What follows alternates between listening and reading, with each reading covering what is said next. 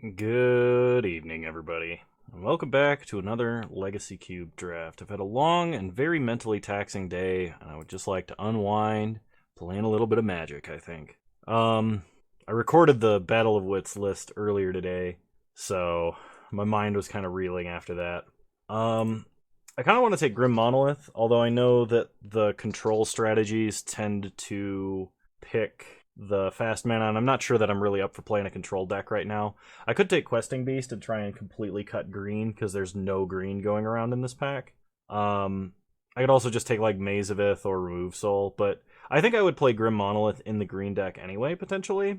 And Questing Beast is a really good green card, but we're going to try taking Grim Monolith and seeing where this gets us. Okay, opposition. Opposition this early tells me good things. I don't see any green in this pack either, though, and that might be a downside. I might be better off taking Mana Leak and actually trying to go for a hard counterspell style control list, but opposition this early is pretty low opportunity cost to actually try and make work, so we're going to take it and see what else we can get a hold of here. Okay, so I like Champion of Wits. Champion of Wits is very good in an opposition deck. It helps us loot away a bunch of cards we may not want or may not want early. Flooded Strand we could take for fixing. Temple Garden we could also take for fixing. I don't know that I'm going to be like heavy green or anything yet, so I don't think I'm going to take Primal Command. Worn Power Stone I could take as an additional ramp spell. That probably wouldn't be bad. We could go for an opposition upheaval deck if I did that, potentially. I'll take Worn Power Stone for now. Okay, so I'm starting to see some green cards. This is good. I like Shardless Agent a lot here. Kitchen Finks would be okay. Copter would also be okay. And I could do Bant, but I have no fixing for colors yet. So I think I'm going to take Shardless Agent. Okay. So I'm seeing like no green dorks at all, which tells me they're either not in this pack or they're currently being taken at a high rate. I could take Rampant Growth. I don't think taking Rampant Growth is correct, though.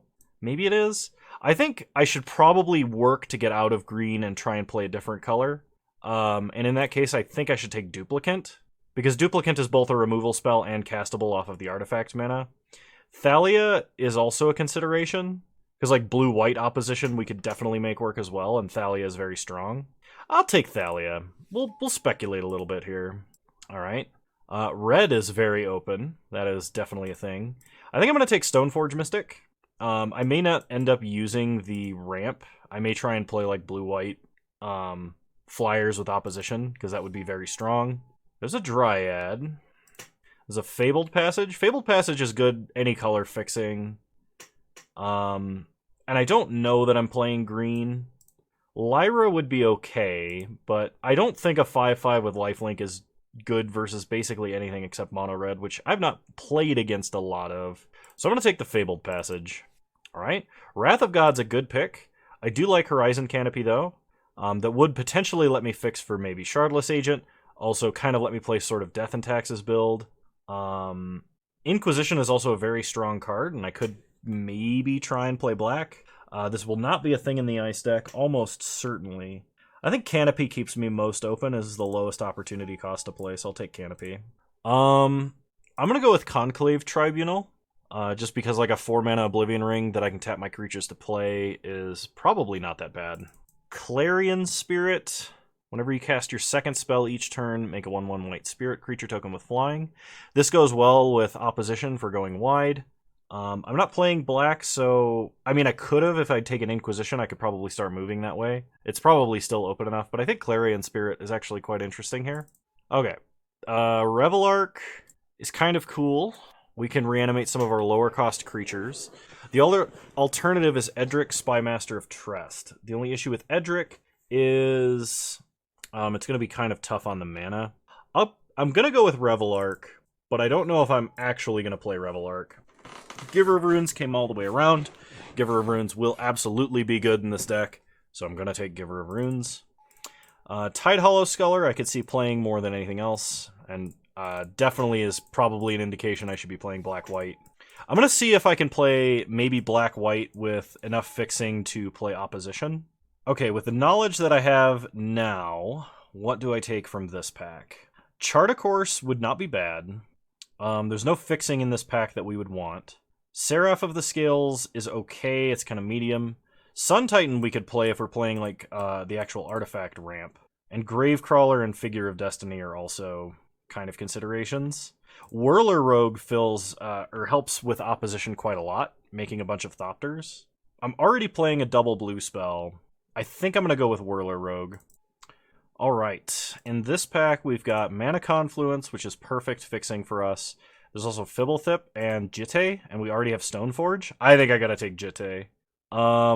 Fixing has been going kind of late every time I play Legacy Cube, except for one time in recent history. But I think Jitte Stoneforge is going to be too strong versus any other creature deck we could possibly play against. And, like, sometimes the, like, Sword of Protection of X and Y or whatever, sometimes those are a little bit too narrow in certain matchups, but almost everybody in Legacy Cube plays some amount of creatures or other, and Jitte is always good versus creatures. It, like, completely stalls all combat math in your favor. Okay, I'm definitely going to take Brazen Borrower here. Prismatic Lens is fixing. It's not the fixing I want. Phyrexian Revoker would be acceptable as well. Hopefully it wheels, but Borrower is really strong with Petty Theft attached. So now I don't know, like, this is the maybe pile. I might still be playing Grim Monolith because the amount of mana boost that gives you is just too strong without. But, alright, in this pack we've got Redain. There's also Deceiver Exarch. Darkslick Shores, which would be fixing if I wanted to play Tidehollow Sculler. It's not really a Wall of Omens deck.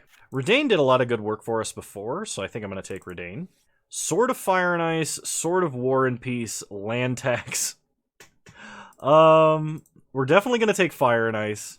I think this is one of the more generically strong pieces of equipment, and we do already have Stoneforge and Jitte.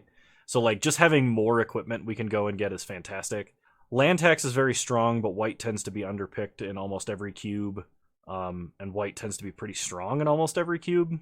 Yeah, we're gonna go Sword of Fire and Ice here. Manitai, that could absolutely start trolling people. That's kind of fun.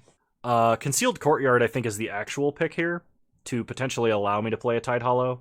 Hangerback is also reasonable, and gives us more of a reason to play the artifact mana if we want. I'm gonna take Mana Tithe. Mana Tithe is just fun to play.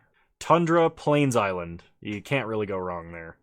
Cast Out would be fine. Murmuring Mystic would be fine. Sword of Light and Shadow, while generally awful, could situationally be good. Like, I would sideboard that card if it came all the way around. But Tundra is too good to pass. I wouldn't mind getting a fetch land, of course. Teferi, Hero of Dominaria. I don't know that I want to play a massive Planeswalker threat at the top end, especially when I'm playing Thalia. I think I just take Porcelain Legionnaire. This is absolutely a deck I would play Ancient Tomb in if I got an Ancient Tomb. And Legionnaire has the ability to undercost itself, so it also wields equipment very well. This might be a Glorious Anthem deck. The other alternative is, of course, Sun Titan, which Sun Titan is, like, pretty great late game. I don't really want to take Seraph of the Scales, even though it dies into tokens. We're kind of going to try to go wide, so I'm leaning towards Glorious Anthem, but Sun Titan, I like Sun Titan. I'm going to take Sun Titan. Alright, Venerated Loxodon is definitely the more aggressive of cards I could take here. I think it's better in the red-white deck. Fibblethip is card advantage. I kind of like Fibblethip, so I'm going to take Fibblethip. This could be a sweet Yorion deck. Ophiomancer is really strong, but I didn't take any of the black-white fixing, and I don't know that I'm going to see any either. But Yorion, potentially, like, Flickering Permanence could be really, really good, so I'm going to take Yorion. Deceiver Exarch is situationally powerful, even without the Splinter Twin combo, like, playing it fairly. Archon of Coronation, I think I said was decent enough to see play. I could sideboard a Whip of Erebos, provided appropriate fixing, versus, like, aggro. I'm going to move all this stuff to the sideboard, and I'll pick out of it later. Alright, pack number 3. This is not a Jace deck. We have almost no instants and sorceries on the low part of our curve, and we don't fill the grave quickly. I think the correct pick for us is Kythian, even though Kythian will probably wheel. There's nothing else in this pack that I really want to take over that. I'm not going to be splashing red. There's no fixing for green. And Factor Fiction, while a really good spell, I don't think fits in this deck, like, at all. So I'm just going to take Kythian, and we'll accept basically whatever wheels out of this pack. Scrubland is interesting, because Scrubland can fix for the black cards on our sideboard. There's also Flicker Wisp, which is a very strong, just kind of like Death and Taxes-y creature. I think I'm going to take Scrubland because that potentially opens up the number of fetch lands I could take to make this deck better. And, like, maybe we play Tidehollow Sculler. Okay, Venser is good. Emeria Angel is good. Sword of Sinew and Steel will probably go late, but I wouldn't mind having in the sideboard. Drowned Catacomb could fix for black, but I'm almost playing no black right now. I think we just take Venser and hope to wheel Sword. Underground Sea, Lingering Souls. I'm going to take Underground Sea because, like, any blue or white fetch, if there are any left, will be fantastic for us. I would not mind Sower. I would not mind Lingering Souls. I probably wouldn't mind Sorin. So we'll just take this, and we're going to hope for any blue or white fetch land. Or even black fetch land at this point. Elspeth Conquers Death, like we got really destroyed with. I think it's better in a more controlling deck. Glorious Protector is kind of interesting. The fact that it slow flickers is kind of worse. I think I take Kira here, because Kira is a really strong effect. Skyclave Apparition, Sword of Body and Mind, Sword of Feast and Famine. I gotta take Skyclave here. Skyclave is just too strong of a card in a deck like this. I wouldn't mind if either of the swords wield. There's a couple of other... like, we should get something from this pack, unless everyone's in our colors. And if everyone's in our colors, how the heck did we make it this far? I'm gonna take Batterskull here. Daze would be fantastic, because this is the kind of, like, aggro deck that you'd want, like, aggro tempo deck that you'd want to play Daze in. And in fact, I think Batterskull gets picked lower than Daze, but we already have Stoneforge Mystic, and Batterskull's fantastic. Like, I think versus other aggressive decks, we will be just fine. Alright, Thraben Inspector is nice because it's low on the curve, but there's also Mana War. And Mana War goes great with an opposition play. Thraben Inspector does as well. I don't need to get on the board first, necessarily. I think Mana War gets picked higher, and I might get forced Thraben Inspector. So no fetch lands anywhere in this pack. I'm not really playing any of these. I guess I'll put Ravenous Chupacabra in the sideboard.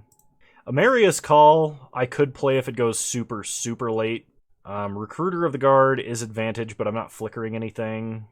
I'll take Emeria's Call, just on the off chance we get flooded. Emeria Angel is fine. Hollowed Spirit Keeper is fine as well. I could take... I have, like, no removal, other than Skyclave Apparition and then, like, a bounce spell here or there, but I also have opposition. I'm going to take Sower of Temptation. Sower of Temptation seems better. Glorious Protector seems more reasonable than Elspeth Conquers Death. I kind of want to take Field of Ruin, just because it is sort of bad fixing, but we'll take the creature. Feed the Swarm can go on the sideboard. It's actually reasonable as sideboard, and I'll take Yawgmoth. So I'm not playing any black in the main deck. No flashback mana costs in black because I didn't get Lingering Souls. So I'm going to cut Scrubland and Underground Sea, sadly. Because I don't think I need to splash for just Tidehollow Sculler. I'm probably not going to go all the way to Sun Titan. I need to cut at least 2 cards. And it might be like Revelark and Glorious Protector. Because then for, like, removal, I have kind of Mana Tithe, Mana War, Brazen Borrower, some amount of Jitaean Sword, Venser. I actually have more removal than I thought, even if it is just bounce. And Emeria's Call is technically a land, so this is fine. So we'll play Emeria's Call, Tundra, Horizon Canopy, and Fabled Passage. So this gives me 1, 2, 3, 4, 5, 6, 7, 8, 9 white sources. 1, 2, 3, 4, 5, 6, 7, 8 blue sources. 8 blue sources and like 10 white sources. I think I'm going to cut a plains for an island. And we will try it like this. I'll see you guys in round 1. Alright, we are on the draw for round 1, and I am going to keep this. We can curve Thalia into Umezawa's Jite. It's kind of awkward keeping a hand with no Stoneforge Mystic and this much equipment, but we have double blue, which I was kind of worried about achieving this game. Sower of Temptation is nice, and if we ever do resolve Thalia and equip Jitte versus a deck with this many mana dorks, it would probably be game over. Opponent plays a Hinterland Harbor. Good mana. I really wish we'd gotten a Wasteland. Opponent plays Edric, Spymaster of Trest. We draw Redain, God of the Worthy. So play Thalia. Thalia might be taxing us more than our opponent right now, but this is fine. So they won't be able to draw any cards unless they have removal for Thalia or can pump Birds of Paradise's power in some way. Alright, opponent plays a Forest. And plays Sword of Protection of 2 colors we don't have. Right now, anyway. We draw Tundra. I think we play Redain because that way they can't just equip Edric or equip the bird and attack. It also taxes any large non-creature spells they could be casting. So like my opponent can't just natural order or something right now. Next turn we could play Sower of Temptation. If they don't equip the sword, we could take Edric and then attack with Vigilance in the air, which would be awesome. Okay, opponent plays Lotus Cobra. Then plays an Overgrown Tomb tapped. Then equips the bird. They have protection from blue and green, but we have a white flyer. Alright, we untap. We draw Porcelain Legionnaire. So, play an island. Play Sower of Temptation. Take Edric. And pass the turn. No attacks. Next turn, we'll play and equip Umezawa's Jitte onto Redain and then just start swinging. So opponent plays a Forest, adds a green mana, or adds a mana of some kind. It's green. I'm psychic. 4 mana, opponent plays Polukranos. They can Monstrosity 1 if they wanted to. Can the Monstrosity be activated at any time? It can. Okay. So we untap. We draw Plains. Play a Plains. Play Jitte. Equip Redain. Go to combat. Attack for 2 in the air. Opponent does not block. So Jitte trigger. We get to draw off of Edric. I will use his ability. We draw Mana Tithe, which is not super useful here. Problem is Polukranos. We can't really do anything about it, so we just have to pass. This is really bad. We have Jitte to protect Redain for now. I could kill Lotus Cobra, and I could have done so on my turn to prevent them from using any mana from it. But the concern is we need to, like, use Jitte to power up Redain so it doesn't die to Monstrosity. And I don't know if we need 1 or 2 counters for that, depending on how my opponent were to pay for it. So my opponent can Monstrosity X2. Does it say what it's targeting? I guess it targets on resolution. Oh, okay. Oh, okay. So it's a triggered ability when it becomes monstrous. That's what happened. They're going to kill Sower of Temptation. I could kill Edric in response. I think I'm gonna. So opponent kills Sower. I vastly overestimated the amount of damage they would be able to do with that. Mainly because I had expected my opponent to do something like this first. So they equip Sword of Body and Mind to Polukranos. They go to combat. They attack. We definitely block with Thalia. Alright. Now we untap. We draw Kytheon. So play an island. Actually, hang on. Go to combat. Attack for 2. And get some counters on Jitte. Monstrosity can only happen once. Yes. So we don't have to worry about the direct damage ability again. So kill Cobra. Kill birds. And originally I was going to play Batterskull and either leave up Mana Tithe or play Kytheon. But Kytheon blocks Polukranos wielding Sword of Body and Mind infinitely, as long as I pay life for Porcelain Legionnaire here. Nice. Pass the turn. Opponent scoops. They can't beat it. Jitte is so strong. And people tell me, Kano, they should unban Jitte in Modern. This is why that doesn't happen. Like, this kind of shenanigans. It just makes creature combat unwinnable if your opponent has it. Honestly, sideboarding, like, Feed the Swarm would not be unreasonable versus my opponent's deck. Just having, like, targeted hard creature removal. And even, like, Tidehollow Sculler wouldn't be bad, but I'm just gonna run it back. I don't think we even need to. I'm surprised that almost none of those swords actually wield. Everybody took one. Maybe they're really good in Legacy Cube and I just don't know that. Maybe I should have picked the rest of them higher. I used to be really down on Sword of Body and Mind, but I actually think that card's a lot better than I used to rate it. Light and Shadow, Sinew and Steel, and to a lesser extent, Feast and Famine. Like, I don't think those cards are as good. Like, Fire and Ice draws you cards and kills stuff, which is, like, the best. War and Peace just shortens the clock or increases the clock for your opponent, depending on which direction the clock is moving. Okay, this hand is fantastic. Turn 1, Giver. Turn 2, Stoneforge. Turn 3, Batterskull with an active Giver. And then we can start making the Batterskull unblockable with Whirler Rogue. That seems completely fair and balanced. We draw an island, so play Giver of Runes. Pass the turn. Opponent, Search for Tomorrow, ticking down. They play Temple Garden tapped, and play Utopia Sprawl. So opponent is ramping. The name Blue, that's interesting. We draw another Plains, so play the Plains. Play Stoneforge. Maybe I should have played an island there to, like, bluff Daze. Wow! Alright, well, I'll take it. I'll see you guys in round 2. Alright, round 2, and we're on the draw. This hand is not as bad as it initially looks. We only really can't play Skyclave Apparition, but I can play Porcelain Legionnaire on turn 2 and protect it with Kira. So I'm going to try keeping this. Opponent leads on island. They did mulligan to 6, it would look like. We draw Mana Tithe. Unfortunate that we can't use Mana Tithe here. Especially since it would appear our opponent is actually casting something. Opponent plays Lightning Greaves. That's actually pretty scary. I am gonna bolt myself with a Maria Shattered Skyclave, and then take 2 off of Porcelain Legionnaire. And the reason that I'm doing this is to have the opportunity cost of drawing a Plains and being able to Skyclave those Greaves. Alright, didn't happen. We draw an island, so I took 5 damage, basically, instead of 2. Go to combat. Attack for 3.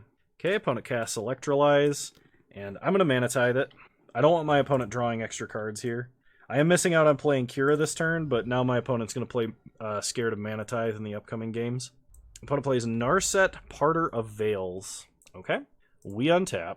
We draw Opposition, which is huge. So what I'm going to do is play Kira this turn, because I really want to protect my creatures. And I'm going to kill Narset. I'm not drawing any extra cards, but I don't want my opponent to Impulse. They whiffed on their first one, though. Opponent did find their 4th land. We untap and draw Stoneforge Mystic. So go to combat. Attack for 5. I don't know how likely it is that my opponent has a counterspell, but Opposition is really scary. If they have a counterspell, they'll use it here. They repeal Lightning Greaves to draw a card. That is not what I expected from my opponent. So next turn we can play Whirler Rogue and just tap the whole board. Unless, of course, they have Emrakul here, off of like a Through the Breach. So they play Hedron Archive, and then they Thirst for Knowledge. This just kind of looks like Control right now. We untap, we draw Horizon Canopy. So play Canopy. I really want to Apparition this so they can't use the mana. But I think Whirler Rogue, just tapping it next turn is better. So play Whirler Rogue, make a bunch of tokens, and the game is over. Opposition, too strong. Alright, I don't need to really make any adjustments. I could drop Mana Tithe, but it's fine. Even if my opponent knows that I have it, it's a little bit worse. But I don't think I want Deceiver Exarch. Alright, this hand seems good. Turn 2 Thalia is, in general, never a bad thing. Especially versus a control deck, although they're probably going to have removal for Thalia. But it leads on Wandering Fumarole, just making me lament the fact that I don't have a Wasteland. They play a Mountain, and they suspend Riftwing Cloudskate. We draw Clarion Spirit, play Thalia, pass the turn. Opponent untaps, Riftwing Cloudskate, ticking down. We untap, draw Kytheon, go to combat, attack our opponent for 2. They can't animate Fumarole this turn, so we should be okay. Play Fabled Passage, and play Stoneforge Mystic. I think it is time to get Sword of Fire and Ice. Sword of Protection from their whole deck seems great. We will be getting a Plains off of this Fabled Passage. We don't have 4 lands, so it's going to come in tapped. Opponent Electrolyzes for 4 to hit Thalia and us for 1. Crack Fabled Passage. Get a Plains. We lose Thalia, we take 1. Untap. We draw Plains. Play it. So I have options. I could play Clarion Spirit, and I could put in Sword. I could play Clarion Spirit and cast another spell to make a spirit. I think I like playing Legionnaire and then mysticking in the Sword. So play Legionnaire, pass the turn. This way we know we don't have to deal with a counter spell. Although they could have an Abrade, which would be bad. So opponent gets a Cloud Skate. They're going to bounce Porcelain Legionnaire. That's fine. They draw a card. They play a Mountain. 5 mana, they play Tamiyo. So Tamiyo is a little bit of a problem. Put Sword in. Okay. So Stoneforge Mystic is not going to untap. We get hit for 2. Go to 15. We untap and draw Conclave Tribunal. If I play Clarion Spirit, then play Kytheon, I'll have 3 creatures, and then I can convoke Tribunal to take out Tamiyo. That seems pretty awesome. So play Clarion Spirit, play Kytheon, get a Spirit, then play Tribunal, exile Tamiyo, pass the turn. So opponent needs like an Anger of the Gods effect, which presumably they could have. Phyrexian mana for something. Metamorph Copying Sword. They equip Riftwing Cloudskate. They hit us for 2 and they kill Kytheon. Alright. Kytheon was our answer. Ooh, that's kind of mean, actually. So, yeet the Sword. Equip Clarion Spirit. Go to combat. Hit them for 4. And then kill Riftwing Cloudskate. We draw Mana Tithe. Pass the turn. Man, even without Wasteland or Rishadan Port, we're doing great. Opponent main phases Thirst for Knowledge, discarding Basalt Monolith, plays an island. They can Phyrexian Metamorph again. I don't know what they would copy if that's what they were doing. They're casting an Impulse. Alright. Then they Burst Lightning Stoneforge Mystic. We untap. Draw an island. So play an island. Go to combat. Hit them for 5. Shoot them for 2 more and take them to 5. We draw a Venser. Okay, in that case, we just leave up Mana Tithe, Venser, Brazen Borrower, and what the heck is our opponent supposed to do? Opponent plays a Mountain. They play Deceiver Exarch. Untapping an island. Sure. Oh, they got Kiki. Mana Tithe for victory? You got a counterspell like a Daze or something? The disrespect Mana Tithe. I should have Ventured there, because like, I think it was more guaranteed. But like, we warned our opponent in game 1 we had the Mana Tithe. Alright, I'll see you guys in round 3. Alright, we're on the draw for round 3. And this hand is serviceable, but if we draw only lands with this hand, we're going to have a bad time. I think we keep because it fits our mana requirements, but it's a little sketchy. Alright, mono green. We draw a sword. Play a plains, pass the turn. We need to play an equipped sword before we play Kira, because Kira is non-discriminatory about where the ability comes from. We draw a Mana Tithe, so play Porcelain Legionnaire. Pass the turn. This at least stops our opponent from attacking directly. Opponent plays a forest, then passes. We draw Redain, God of the Worthy. So play an island. I don't think I want to attack. I'm just going to play sword. Pass the turn. Opponent untaps. They did not activate Fauna Shaman. They play a forest, and then they pass, maybe? I don't think they attack unnecessarily into a first strike, and I don't think there's any good pump spells in this format. Opponent is activating Fauna Shaman, discarding Kogla. Okay, what are they getting? Reclamation Sage. They say Sword of Fire and Ice has to go. Well, sad for us, but we'll live, I guess. We untap. We get Stoneforge Mystic. So, play a plane. Play Stoneforge Mystic, and we are definitely going to go get Jitte, because Jitte wrecks this board. Pass the turn, and we'll leave up Mana Tithe. I probably could have started attacking there, but I think it's fine to play it a little safe here. The only way that it's not fine is if my opponent has, like, Natural Order. Okay, opponent passes. We untap and draw Batterskull. Crack Fabled Passage.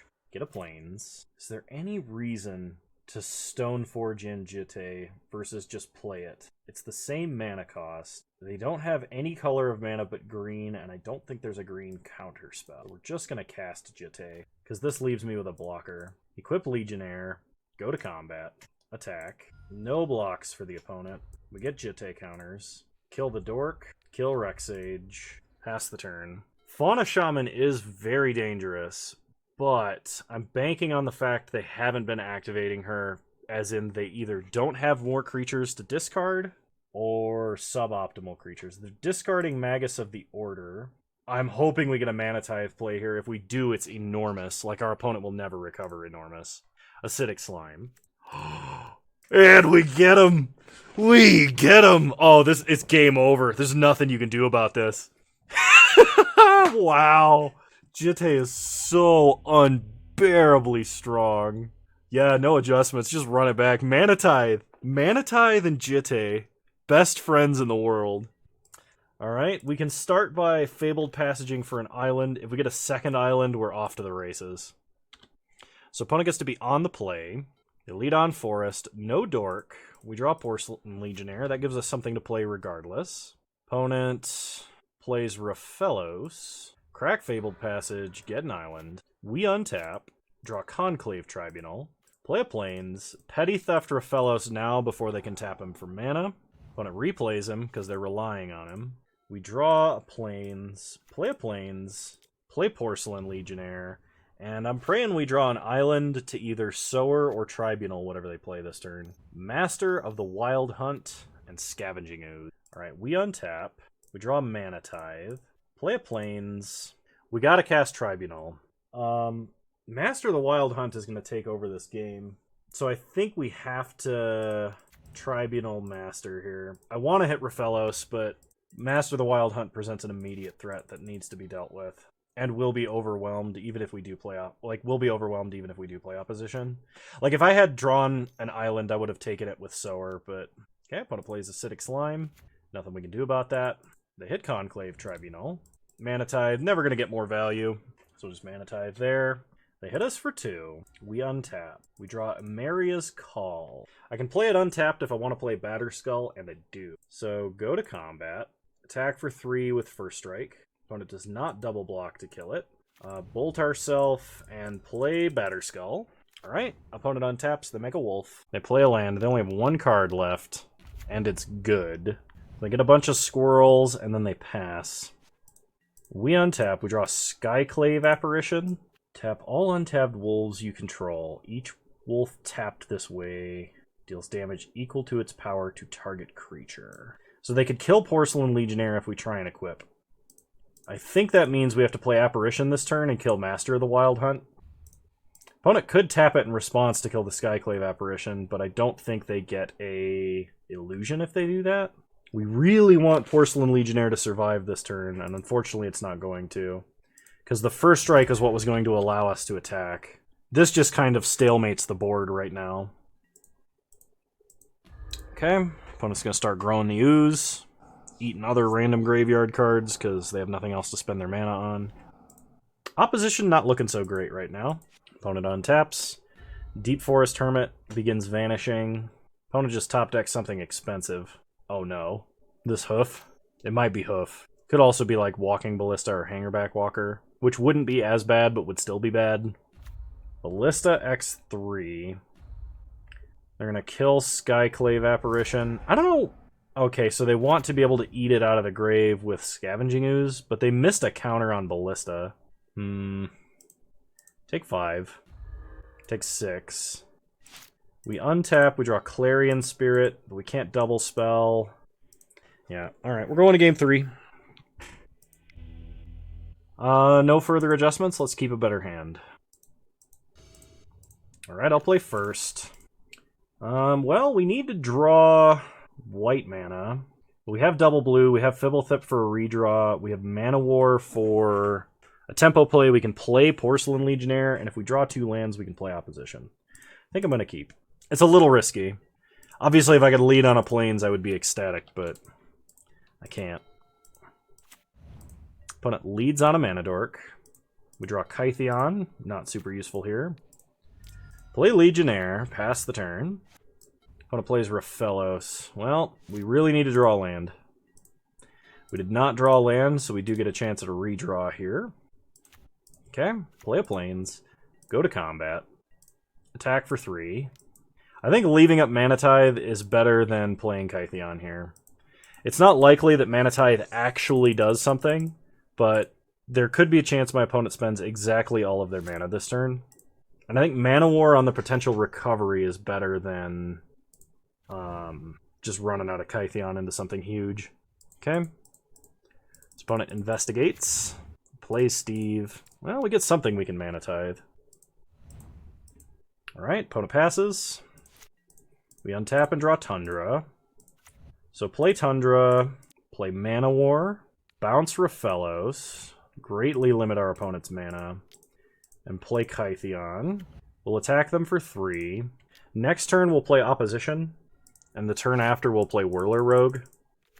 But it plays a land, gets a clue, replays Raphaelos, goes to combat, no attacks.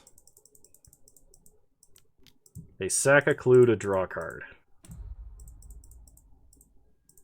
Okay.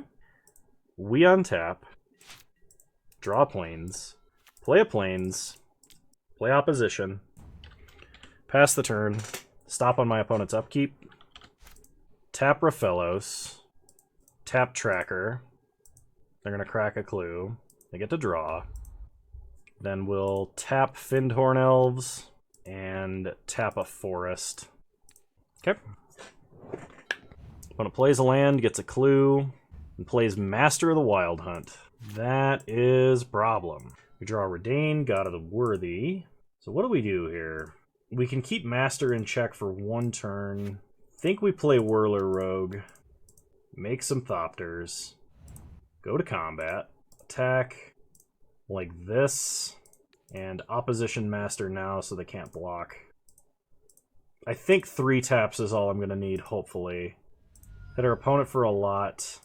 Kytheon flips into Gideon. I can either untap a creature, I can taunt a creature my opponent controls. I'm going to untap Porcelain Legionnaire and give it indestructible.